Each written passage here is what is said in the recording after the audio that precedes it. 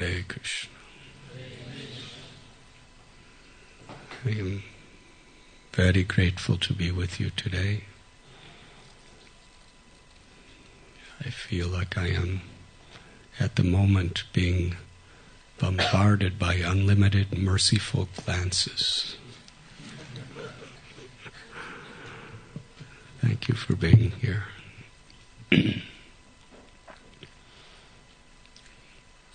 Just last night, before I boarded an airplane from Mumbai, India,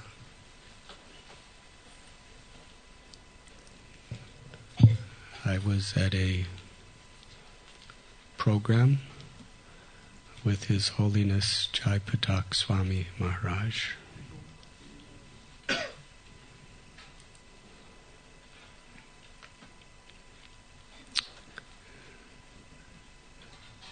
I'd like to say something about him.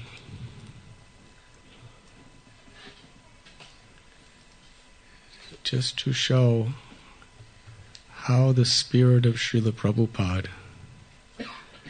has so much infused the lives of many of those devotees who love him.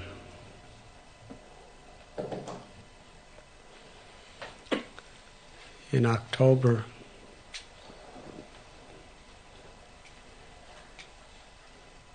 he was stroked by the merciful hand of Krishna with a stroke.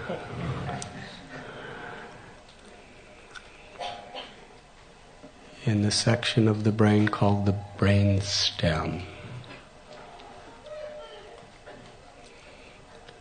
Recently, or a couple months ago, a neurosurgeon from America, one of the top, said anyone who has the type of stroke that he has,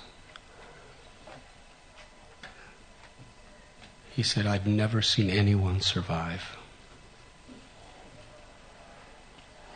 In fact, Jaipatak Maharaj's own doctor said there was not even 1% chance that he could possibly live. And if he does, nobody knows what condition he could be. But somehow or other, he's alive. And not only is he alive, but he's so eager to share Krishna consciousness with others. When he, not long after he came out of critical condition, I was just coming from Delhi, and I was in a car from the Bombay airport to our temple, Radha Gopinath temple, and I got a phone call, and it was somebody from Bhaktivedanta Hospital who said Jaipatak Maharaj is wondering if he could come 2 Sundays from now to give the Sunday lecture.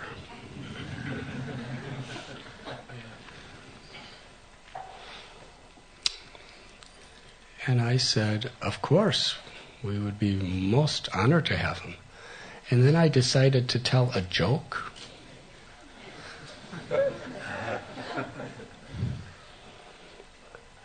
I got on the phone with him, and he asked if he could come, and I said, we'd love to have you.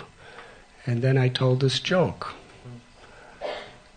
I said, in fact, that's 2 Sundays from now, but next Sunday is our Pune Yatra.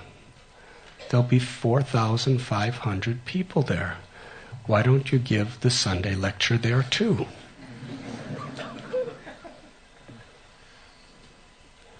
And he started laughing really hard. So I thought it was a good joke.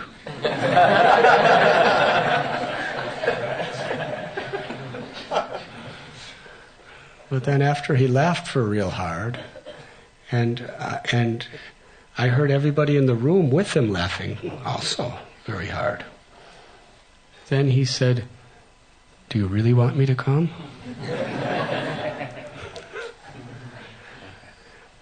I said, Maharaj, whatever's good for your health. And he said, 4,500 devotees will be there? I said, yes. And then we changed the subject, and we were talking some other things. And then he interrupted and he said, how far is Pune?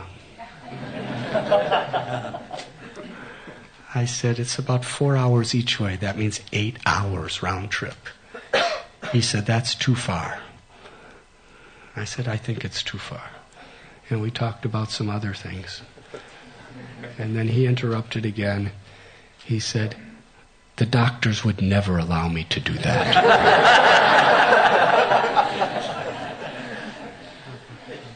So I said, I don't think so either. And we kept talking.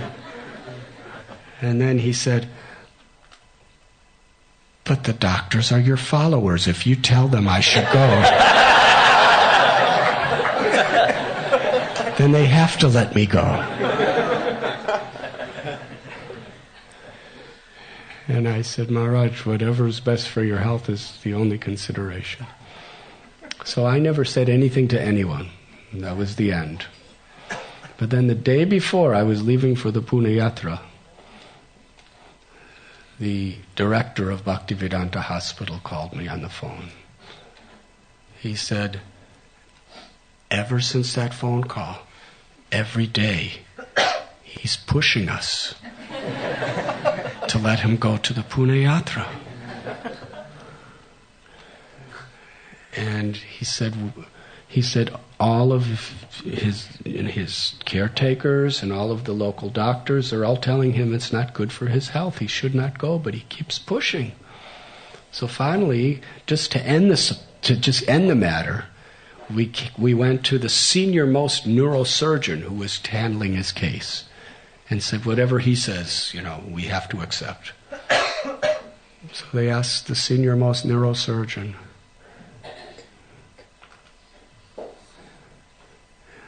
if he can take this 8-hour drive, Pune and back, and preach to 4,500 devotees,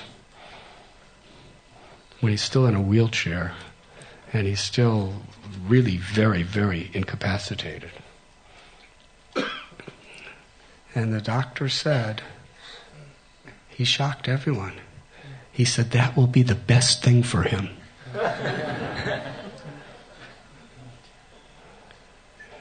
And the doctors asked, why? How is it the best thing for him? He said, because what's going to help him heal the most is if he's happy. And he's a saint. He's a preacher. What makes him happy is giving Krishna to others. And this doctor's not a devotee. He's not a devotee at all. He said, what makes him happy is giving Krishna to others, giving bhakti to others.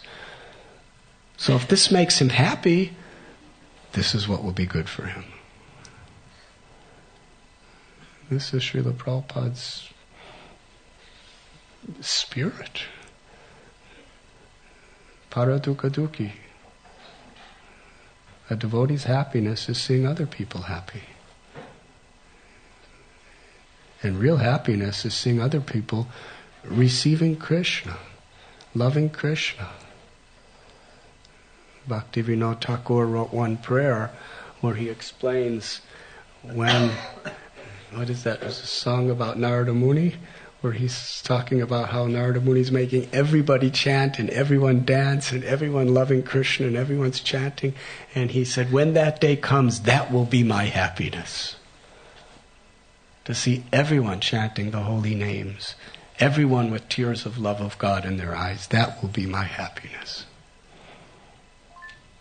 To give Krishna to others. So then he actually came. They had to make they brought him in the back of an ambulance through all the Bombay traffic, the Bombay-Pune highway, all the way to the Maffatlal bungalow in Pune. He came there, he got there at night, spoke. Then the next morning, He gave a 1.5 hour Srimad Bhagavatam class.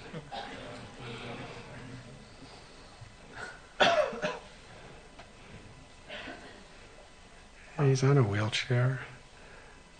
Most of his body doesn't work. His speech is really like, especially at that time, he couldn't speak very well. He could only, every sentence he would speak, somebody who kind of understood him had to repeat him so that we could understand him.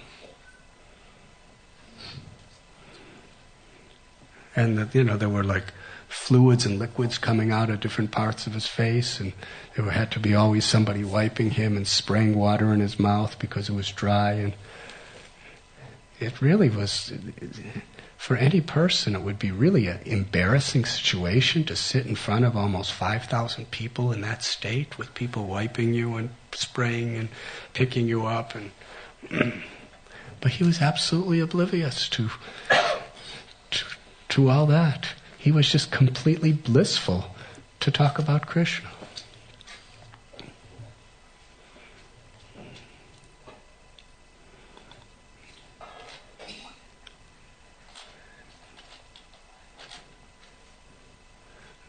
I remember years ago I went to see one of Prabhupada's godbrothers who was in his late 90s. He was laying on a bed, and his disciples said, nobody's allowed to see him because he can't, he's very sick and very indisposed. But they said, but he's happy to see you. So I came in with a few other devotees. And he was just laying there. And he spoke Krishna Katha for 3 hours to us. Till late at night. Bhaktisiddhanta Saraswati, this is how he imbibed that spirit of giving Krishna to others in his disciples.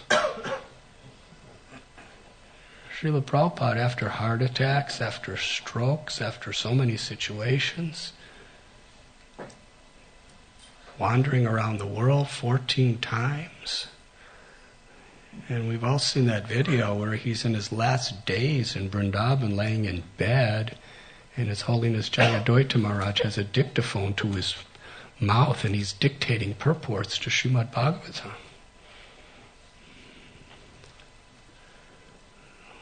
The spirit of compassion of the Vaishnavas is so deep and so sublime.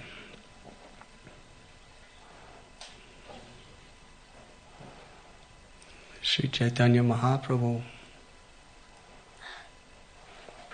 he took sannyas just so that he could give Krishna to the people who were the most proud and the most envious.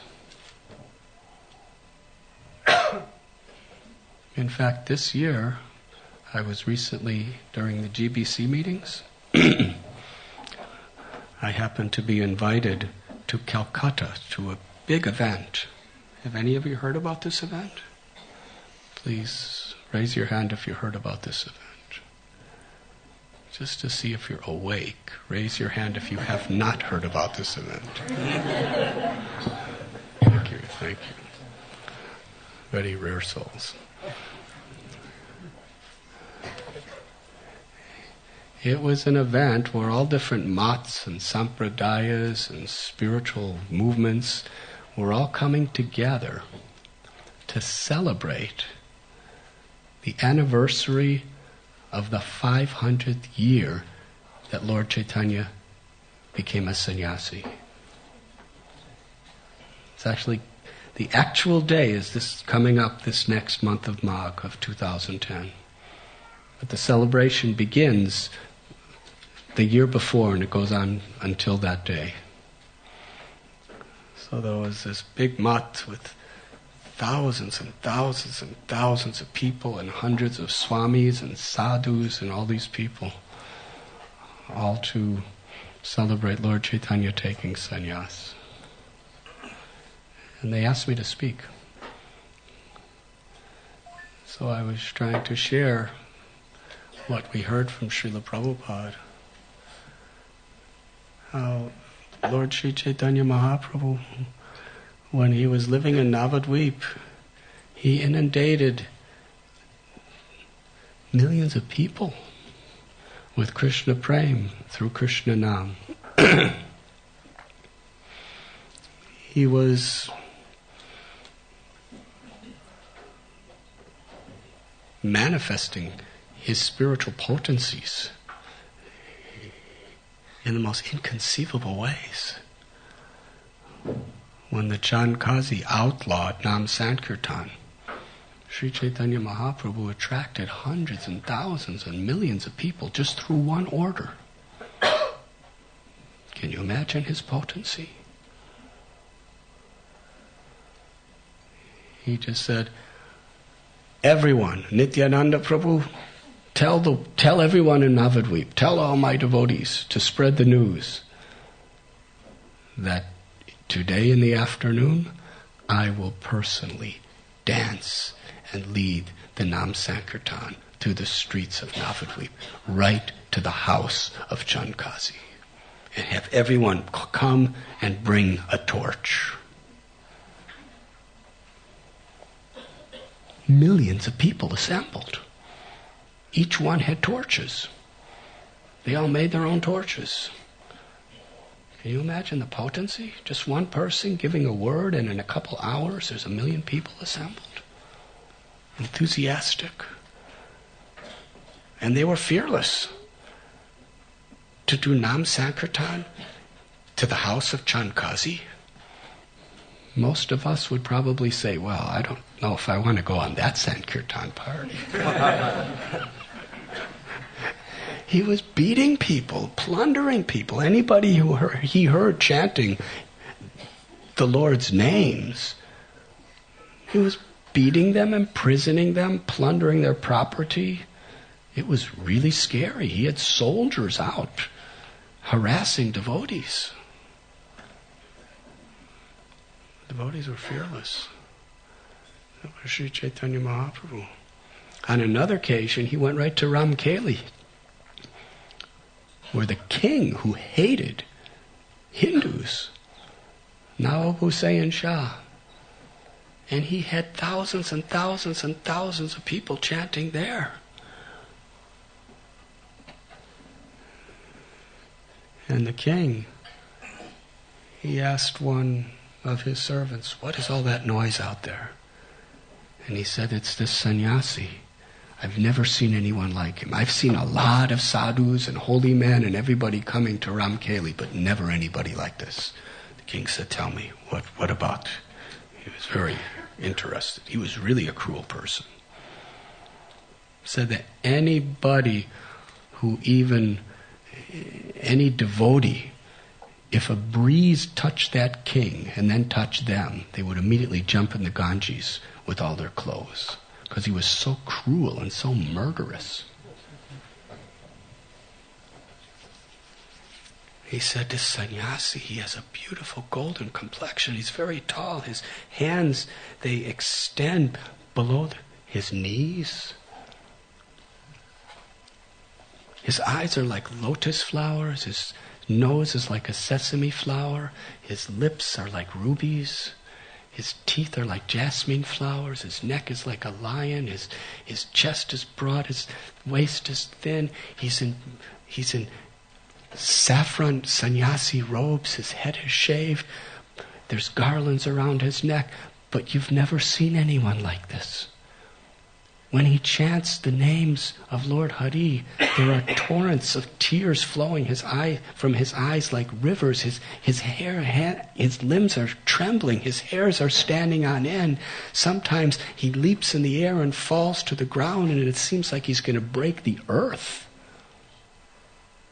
But the amazing thing is he has millions and millions of people weeping and chanting and dancing, and they'll do anything and everything for him.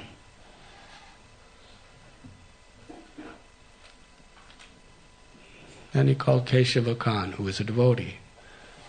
He said, I want to know who is this Swami who's come to our town.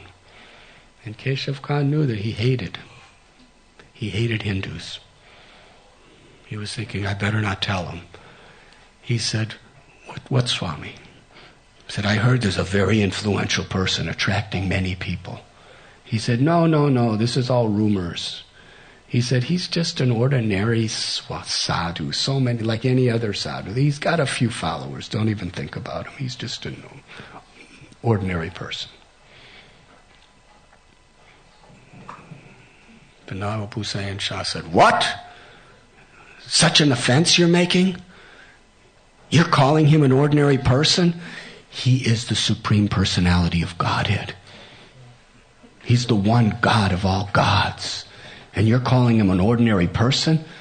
Why are you committing such an offense? And then he gave from his perception how he understood he was God.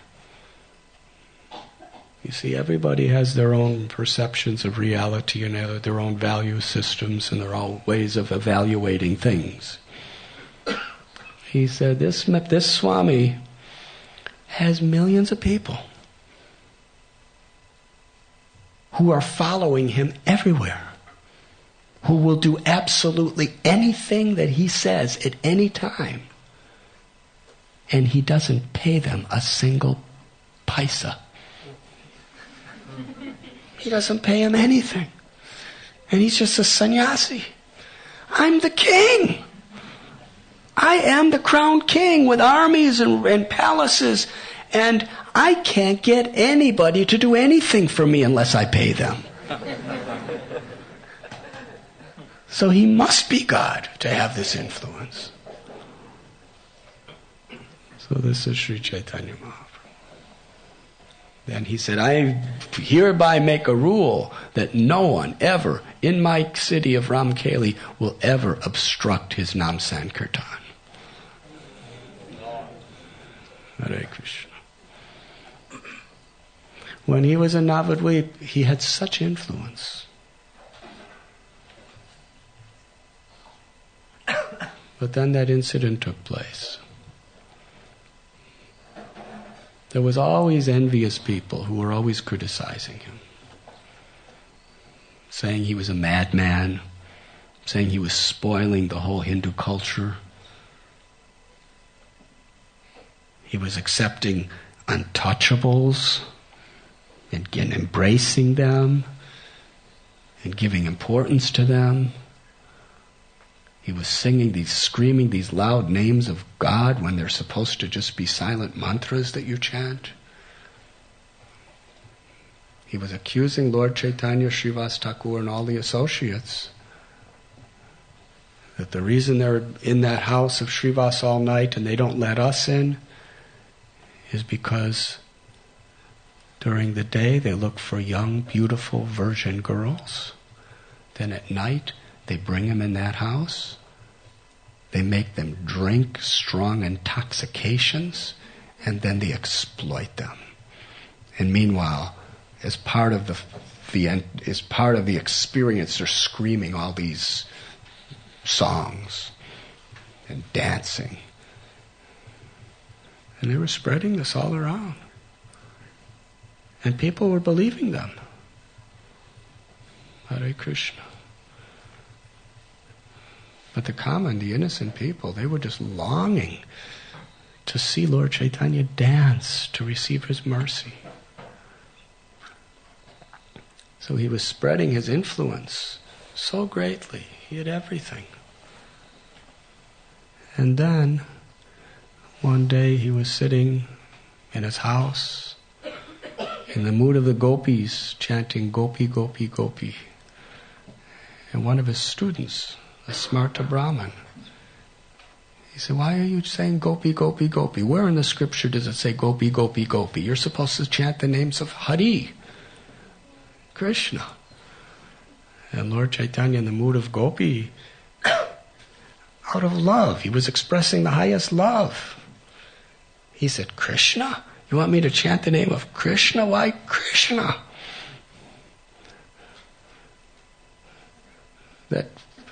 That woman approached Krishna, Suparnaka, and he had her nose and ears cut off.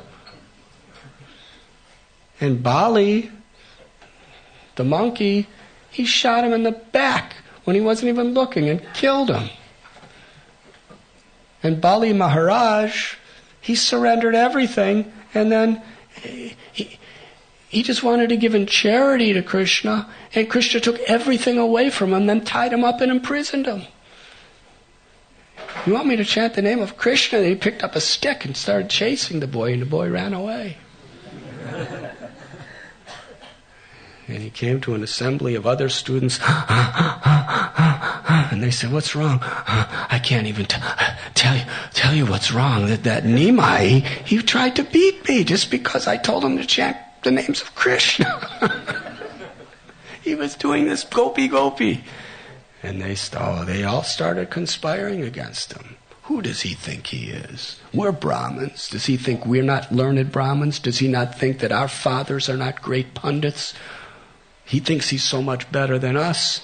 If he ever does something like this again, we're going to tie him up and beat him.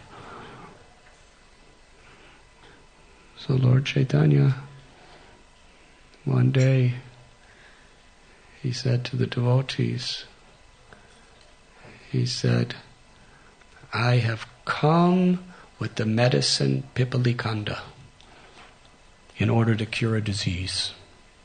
But what I find is the disease is getting worse." And then he smiled.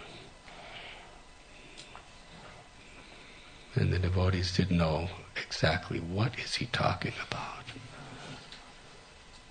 But Nityananda Prabhu in his heart thought, my Lord is going to take sannyas.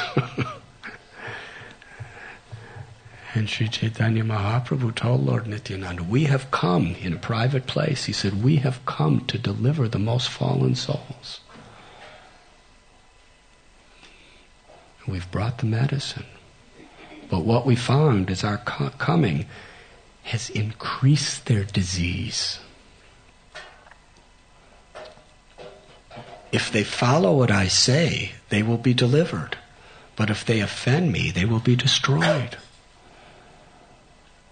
So for the sake of those who are offending me, because they think I'm an ordinary man like the rest of them, I will take sannyas. And then they will bow down to me, their hearts will open, and they will receive my message and be delivered.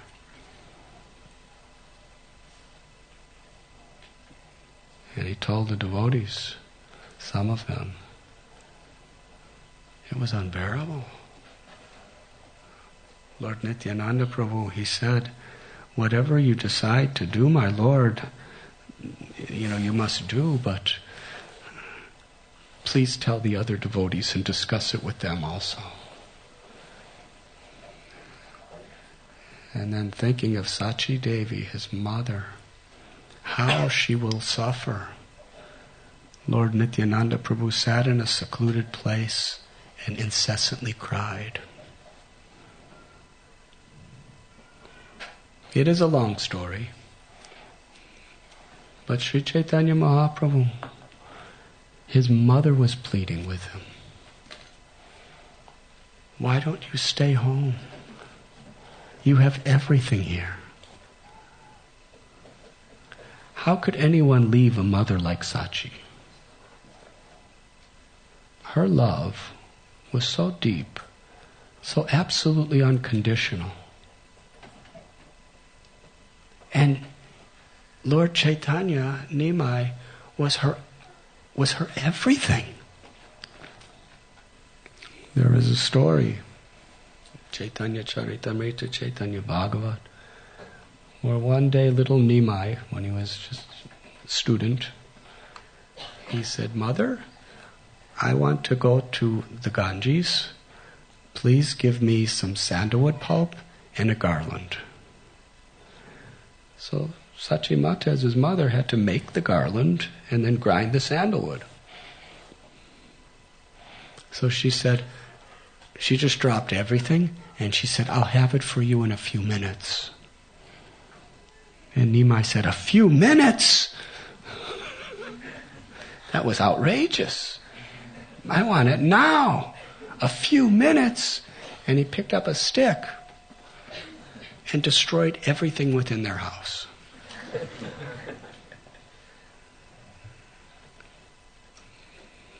They were just a simple Brahmin family. He broke all the clay pots with ghee, broke all the clay pots with butter and yogurt and spices.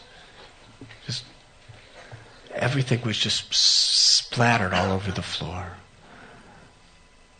Then he started beating the walls and the windows and the door. Then he went outside and started beating trees. Then he started beating the earth. Then he laid down and took rest.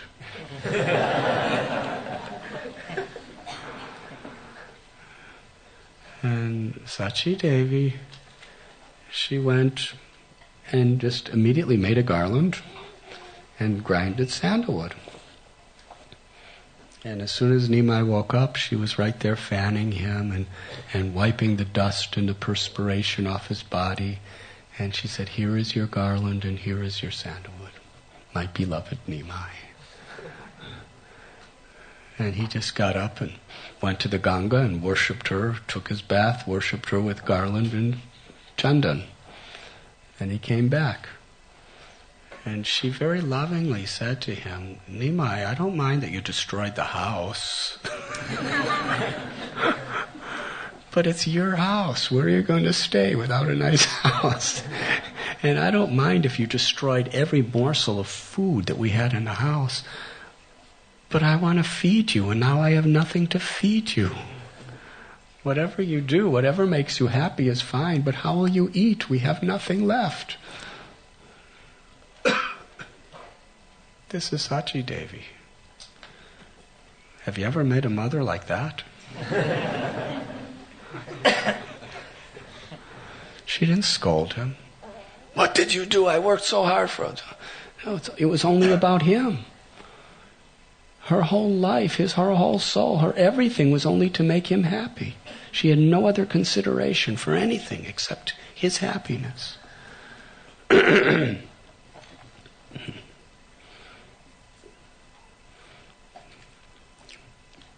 And she pleaded with Lord Chaitanya when she heard the rumors that he may take sannyas. She said, "Your elder brother Vishwarup, when he was only a teenager, he left home and took sannyas, and I've never heard from him again. And then your father, he gave up his body and went back to Vaikuntha. I have nothing and no one except you. If you leave me, I cannot survive. Please, tell me that you're going to do it, so that I can take poison or drown myself in the Ganges and die, so I don't have to live to see you leaving home like this."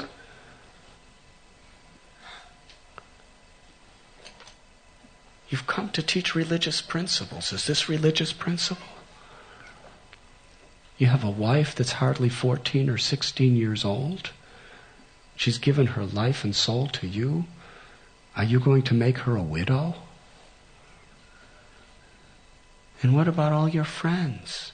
How will they survive? Just be happy. You have everything. There's no restrictions. You can stay out all night, every night, anything you want to do. Be with Srivas and be with Advaita and be with Gadadhar and be with Nityananda. Nityananda is your brother, your best friend. Just chant and dance and talk about Krishna, but stay in Navadvip, stay at home. You'll kill all of us if you leave.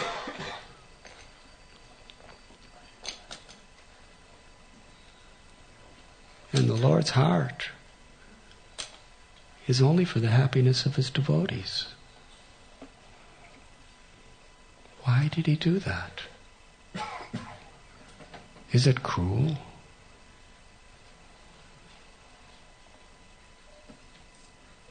On that night, around the time of Makar Sankranti, in the month of Magh, toward the end of the night, he left. Simply because it provided him the opportunity to give love for Krishna to the proud, to the envious, to the offensive. and to people all over who he had no access to in Navadvip. It was an act of compassion. The ultimate act of compassion. Lochan Das Thakur prays, Parama Karuna Pahundu Ijan Nitai Gaurachandra Tava Avatara Sarasiromani Kevala Anandakanda. That this Lord Chaitanya and Lord Nityananda, they are Parama Karuna. They are supremely merciful. They are the essence of all avatars. They're giving the highest thing through the easiest process. Kevala Anandakanda. What in Satyuga, 60,000 years of total celibacy, absorption in meditation on the form of the Lord, in a secluded holy place, severe fasting. That's what you had to do in Satyuga to get love of God. In Treta Yuga, perfectly executed yajnas. Sometimes you have to do them practically your whole life. In Dwarpa Yuga, by meticulous precision, deity worship, regulative principles, absolute regulation. The same result and more is in this Kali Yuga, simply by chanting the holy names. Something anyone can do. Kevala Ananda Kanda, it's joyful. Some of you are listening to this lecture thinking, when will the kirtan start? And as others are thinking, when will they serve prasad?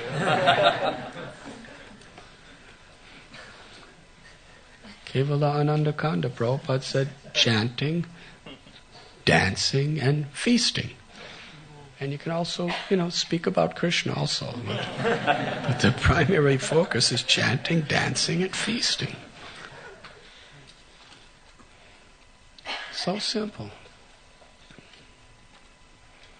And Namo Mahabharanyaya Krishna Prema Padayate Krishnaya Krishna Chaitanya Namane Godatveshe Namaha.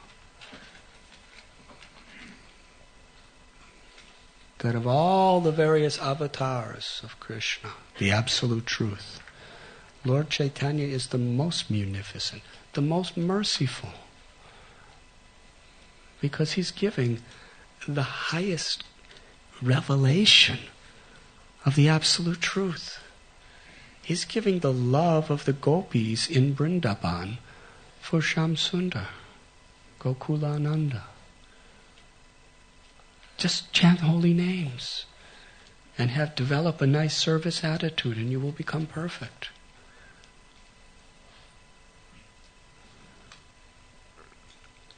Yes, Chaitanya Mahaprabhu accepted sannyas as the greatest act of compassion, just to show the world how he was willing to give of himself for the welfare of others. And of course, those associates, Vishnupriya, she never saw him again. But Lord Chaitanya sent her a deity of himself. And she was absorbed in the highest ecstasies of love and separation, worshipping that deity. She lived the rest of her life chanting all day. She would get rice, and she would chant a mantra, and then put a piece of rice, grain of rice. And at the end of the day, she would have a pile of rice. Every one of those grains, she chanted the Maha Mantra on. Like we use japa beads, she says, Hare Krishna, Krishna Krishna, Hare Hare, Hare Ram, Ram Ram. And she was chanting in such pure love, in such deep, intense fire of separation. Then she would cook that rice at the end of the day and offer it to Lord Gauranga's deity. Can you imagine how that tasted? She's an expansion of Srimati Radharani. She's the eternal consort of the Lord. She put all of her love, all of her heart into chanting, into every grain. Then she cooked it with love and devotion. Then she offered it with love and devotion. Then she would just take a small portion of it, and that's how she survived. So yes, the Lord reciprocated. Just as Krishna left Vrindavan and gave the residents of Vrindavan the highest love and separation, Lord Chaitanya gave to his devotees in Navadvip.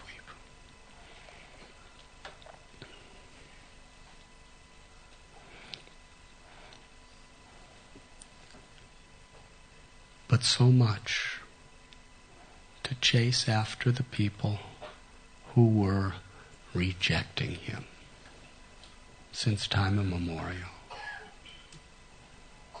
That is the compassion of Sri Chaitanya Mahaprabhu.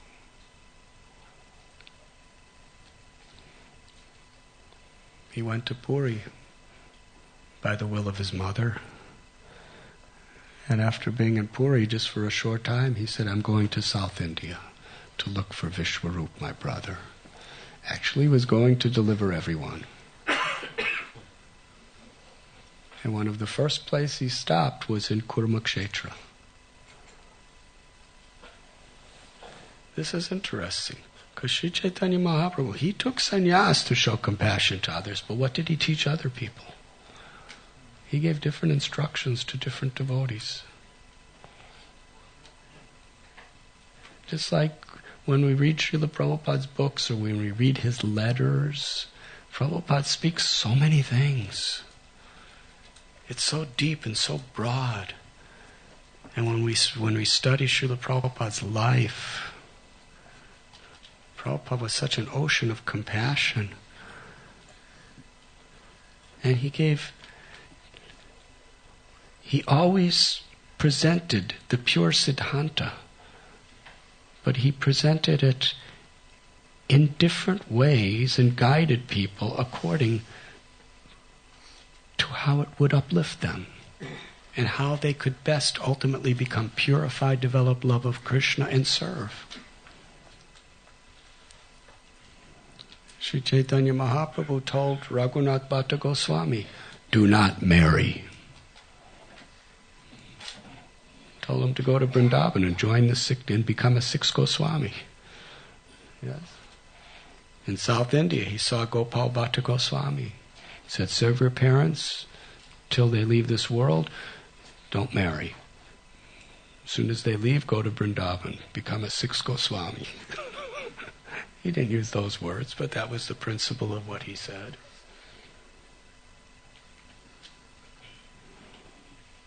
But when he went to Kurmakshetra, he went to that deity of Kurmadev.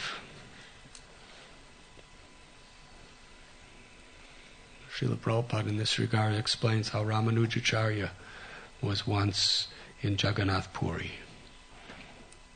And he saw how they were worshipping the deity of Jagannath in their own unusual ways. Not according to the scriptures, according to their own traditions. And Ramanujacharya was compassionate. He said, I want to establish the proper rules and regulations here. Then he went to sleep. And Lord Jagannath, in a dream, said, I like the way my devotees are worshipping here. Why you're interfering? And he picked him up in the dream and threw him. And he woke up and he was several hundred miles away from Puri, in a place called Kurmakshetra. And there he saw this deity, and he thought it was Lord Shiva, so he started to fast. But then he found out it was Kurma, and he had a big feast.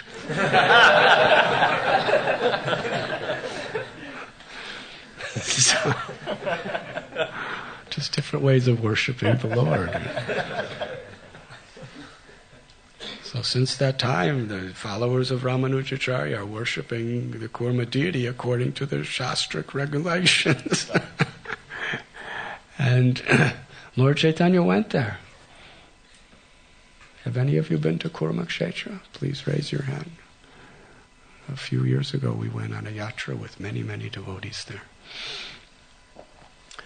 And Sri Chaitanya Mahaprabhu was dancing and chanting, and thousands and thousands and thousands of people from all these villages from all around were joining him. They were struck with wonder just to see the beauty of the Lord. And when they heard him chanting, their hearts just erupted with enthusiasm, and they all began to chant the holy names, and soon they were all pure devotees, lovers of Krishna. And one Brahmin, called Kurma Brahmin, saw this and was mystified. When the kirtan ended, he fell at Lord Chaitanya's feet and said, "Please come to my home, bless my home." And Lord Chaitanya went. This is the simple Brahmin's home. And then he washed Lord Chaitanya's feet and sprinkled the water on all his family members, and then drank it, and then served it for everyone else to drink. Sat the Lord down, and he offered prayers. He said, "Today, you have come to my home. Lord Brahma, Lord Shiva, the greatest demigods and the greatest sages are trying to meditate on your lotus feet, and today those same lotus feet have come right into my house.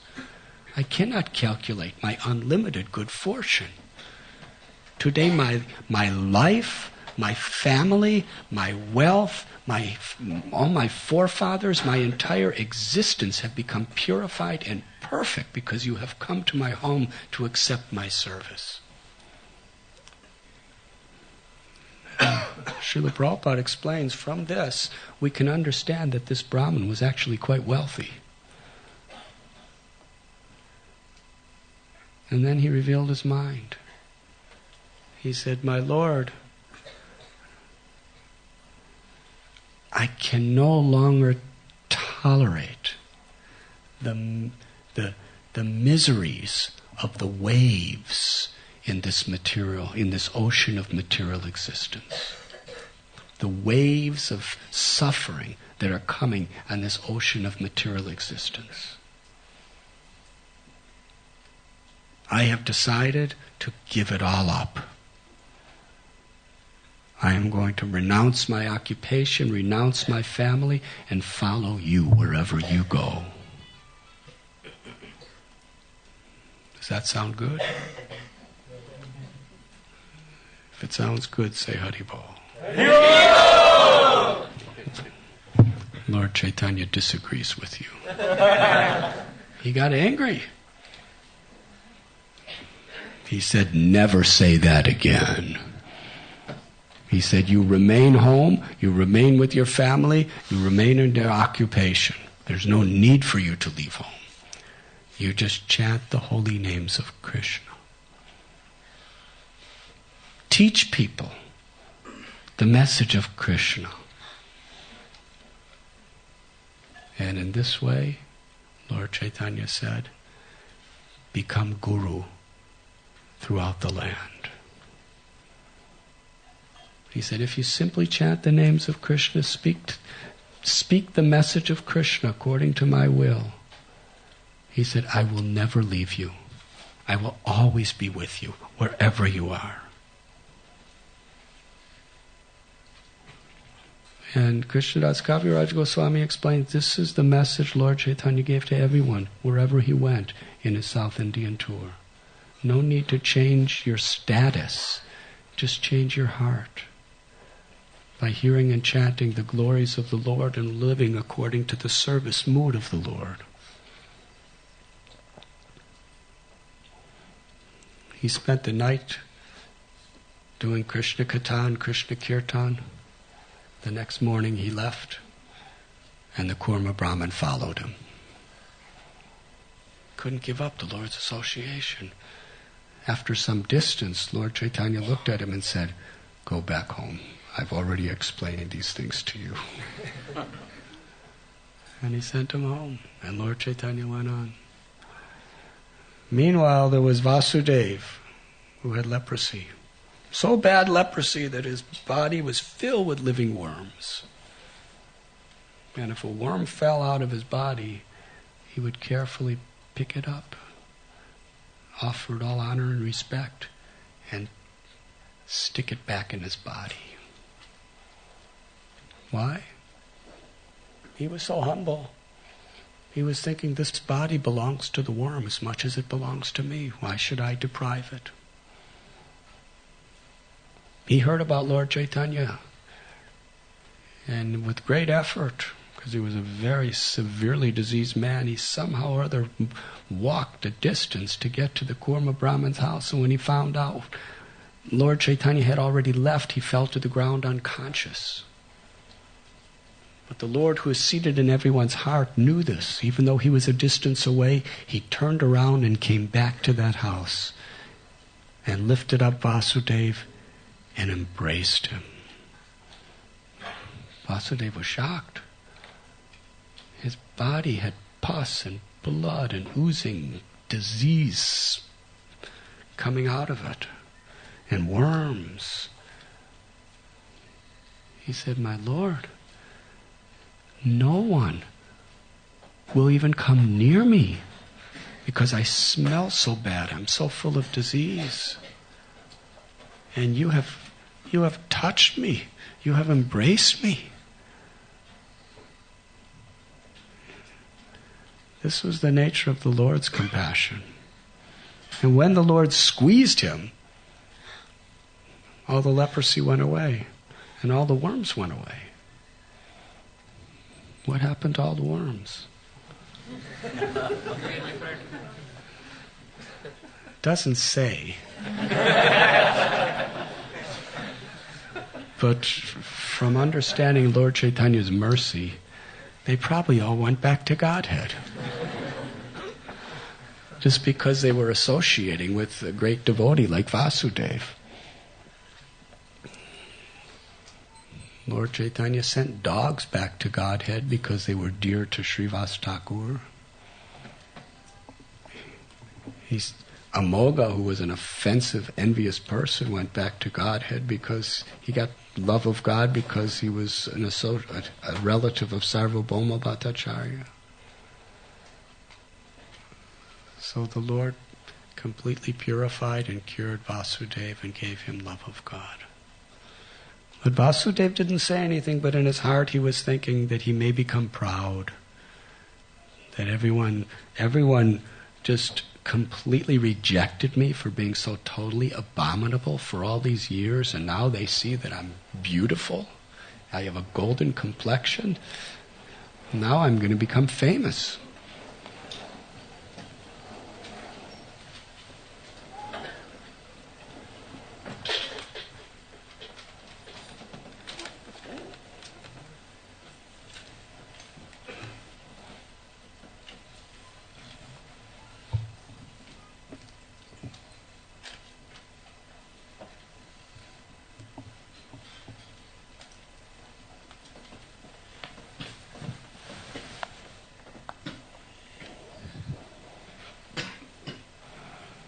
What if I become proud? If I become proud, nothing I do will be pleasing to the Lord. Because the Lord is bhavagrahi. He accepts our consciousness. If we have false pride, the world may think we're a great devotee. But Krishna will think very little of whatever we do. It's the humble service attitude. In whatever we do, it is the humble service attitude that pleases the Lord, nothing else. Lord Chaitanya could understand what he was thinking, and he gave him the same instruction. Just chant Hare Krishna. Speak the message of Krishna to others.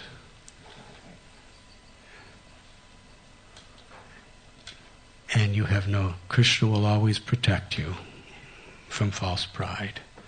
In fact, he will protect you from all impediments. In this regard, I'm going to end with a beautiful statement I've recently read from Srila Prabhupada.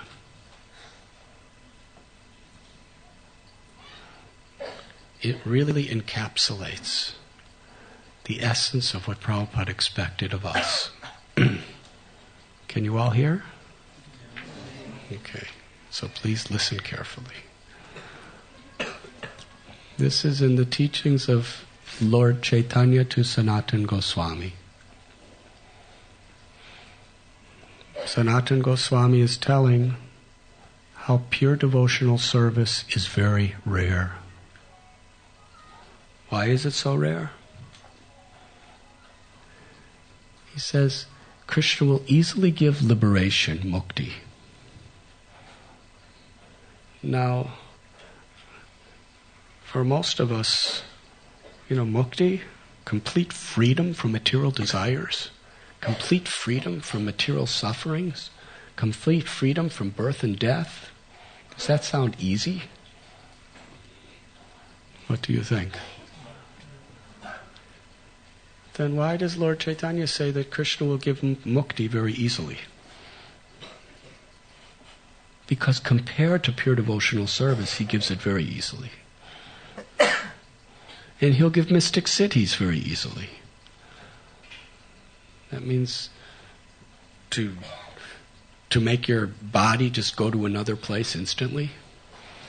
Just like if you want to go to London, instead of going through all the traffic and getting all kinds of harassment from all living entities on the way, you just go, Om London, and then you're just there. It's a mystic city. If you want to go to Bombay, well, why would you want to go to Bombay? If you want to go to Badrinath in the Himalayas, you just sit in your house in Heathrow. What is it? Heathford. What is it? In Watford. Om Badrinath, and then you just open your eyes and you're in the Himalayas, under a Badri tree, covered with snow. That's Mystic City. You want a pomegranate fresh from a tree in Kabul, Afghanistan?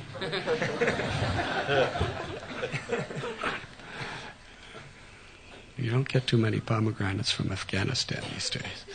But you just, Om Afghanistan. Pomegranate. And then you open your eyes and it's in your hand, a nice fresh pomegranate. This is mystic cities. Very powerful. You could read people's minds. I don't know if I'd like to do that, though. It would be very disturbing. Somebody comes up to you and says, "Oh, Prabhu, so nice," and you think, "Well, I wonder what he really wants." And you just go, "Om," and actually, I hate you, and you hear his mind. I hate you.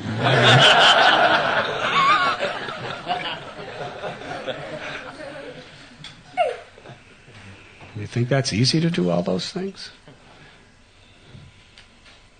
But here it says, Krishna gives it very easy, all the 8 mystic cities. And elevation to heavenly planets, Krishna gives that very easily. Muktanam api siddhanam narayana parayana sudurlabha prasantatma kotishvapi mahamuni. And even people who have mukti, and even people who have siddhis, and even people who have elevation to upper planets, none of them are really peaceful. Narayana Parayana, only a person who loves the Lord can be really peaceful, because only that person is in a natural condition. So pure devotional service is very rare. And why does Krishna give it so rarely? Because Krishna is conquered by the love of his devotee. Krishna is willing to voluntarily, by his own sweet will, subordinate himself to the love of his devotee. And Krishna will not accept that position very easily. He'll only give it to someone who deeply, deeply wants it. Someone who is trinadapi sunichena, humble like a blade of grass, tolerant like a tree, ready to offer all respect to others, and has no desire for respect for oneself. Someone who is really in the mood of being the servant of the servant of the servant. Someone who has lobha, who has greed, to hear the glories of the Lord, to chant the glories of the Lord as an expression of love for the Lord. A person who is paradukaduki, a person who really sees God in everyone's heart and wants to serve them at any cost.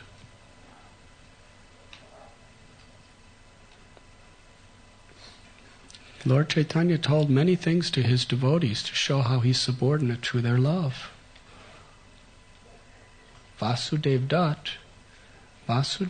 prayed for the benediction that let all the sins and all the karma of every living entity in the entire universe fall on my head, because my heart breaks to see them suffer. Let them all go back to Godhead, and let me suffer perpetually hellish conditions for their sake. Who could possibly pray like that with all sincerity? But because of that spirit of compassion, which is such a high level of love for the Lord, in the Srimad Bhagavatam it tells that in the story of Lord Shiva drinking poison, that the greatest service that pleases the Lord the most is to take on to accept hardships to show compassion to others. Lord Chaitanya told about Vasudev Dutt. When he heard Vasudev Dutt's prayer, he cried. To make the Supreme Lord cry? And his limbs trembled, and his voice was choked up. This is not astonishing for you to ask this. You are Prahlad Maharaj. And on several occasions, Lord Chaitanya said about Vasudev Dutt, I am Vasudev Dutt's property. He can sell me anywhere he wants. And wherever he sells me, I am sold. Now please think about this.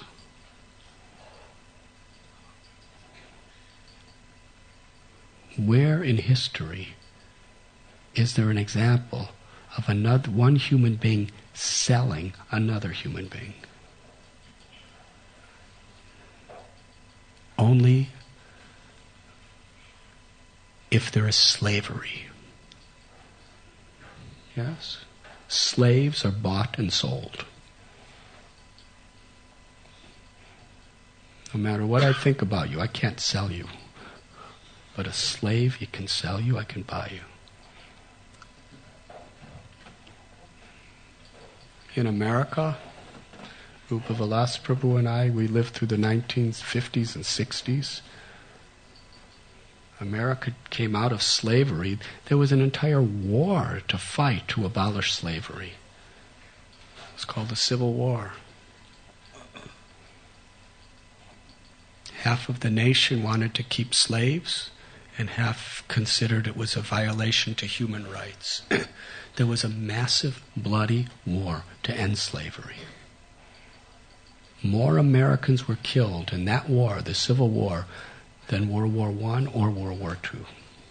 The bloodiest, most deaths of any war was Americans killing each other. And that was one of the reasons. Prominent reason to end slavery. But still there wasn't rights.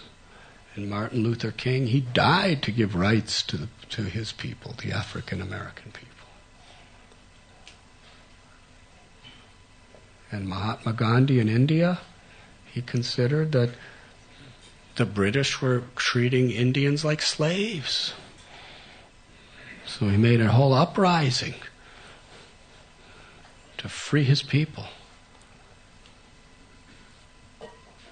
So nobody wants to be a slave.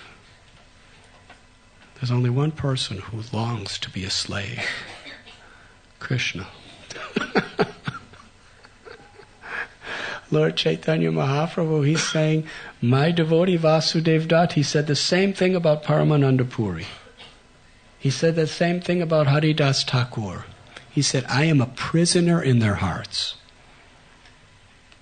Does anyone want to be a prisoner? Only Krishna. He wants to be a prisoner. He wants to be a slave to his devotee. That is how the Lord is willing to subordinate himself, to be a slave and a prisoner under the power of the love of his devotee. Although he's a big Yeswarat, he's all-knowing and he's completely independent.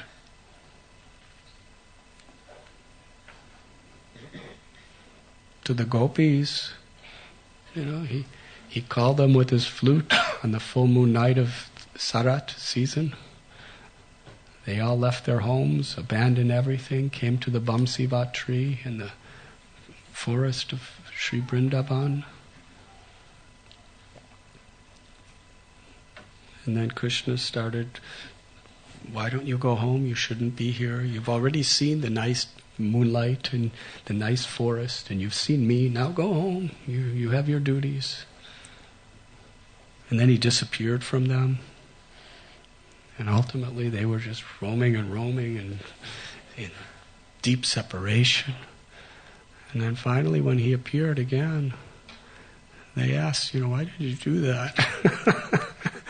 And Lord Krishna said that even in an entire lifetime of Brahma, I have no power to repay you for your love for me. He's saying, I am eternally your debtor, in debt to you. I cannot repay you for your love. This is what Sri Chaitanya Mahaprabhu is giving the world, this love. So it's very rare that Krishna gives such a love. But then Srila Prabhupada in his purport, he gives us unlimited hope. And this message I'm about to cite of Srila Prabhupada was so much the main theme of so many of his lectures and so many of his teachings.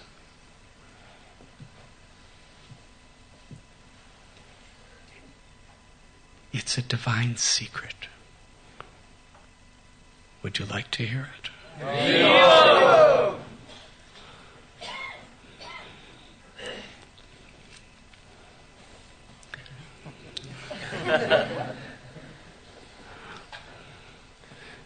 Srila Prabhupada explains in this purport that pure devotional service is very rare. He says, but if a devotee is sincere, serious, and without ulterior motives, Krishna will easily give it to that devotee.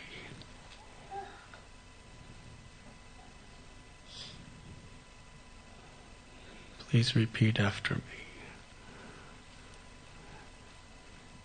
If a devotee is sincere, serious, and without ulterior motives, Krishna will easily give pure devotional service.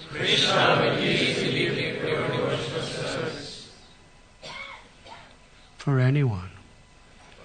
Grihe tako, vane tako, sada hari bole tako. Whether one is a grihastha or a brahmachari or a sannyasi, whether one is educated or uneducated, rich or poor, low caste or high caste, whether one is black or white or red or yellow or green, whether one is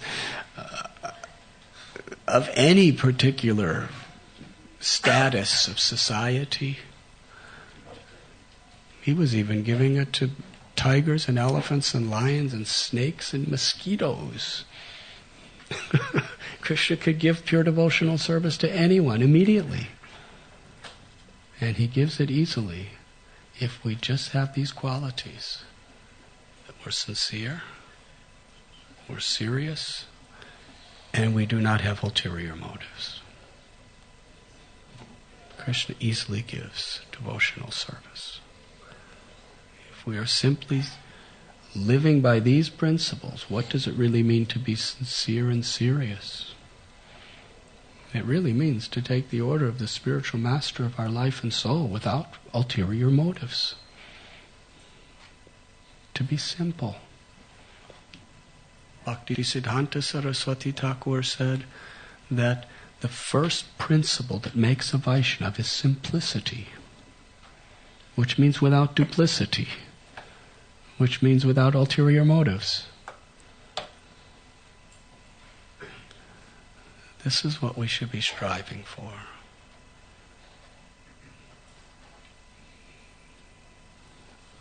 To be an instrument of that love that Lord Chaitanya has brought to the world, that Srila Prabhupada has spread throughout the world,